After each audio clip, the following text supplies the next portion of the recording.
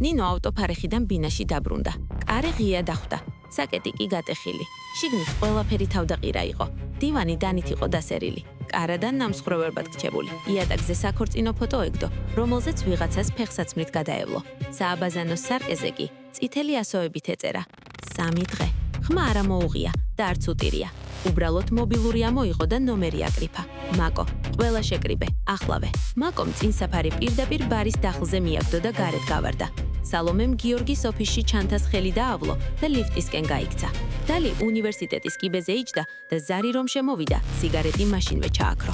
თეთიმ მანქანის უჯრა ჩუმად გამოაყო და ძრავი დაქოქა. 5 ქალი ერთ დარბეულ ოთახში შეიკრიბა. ნინომ პასპორტი მაგიდაზე დადო და მხოლოდ ერთი სიტყვა თქვა: გავიქცეთ.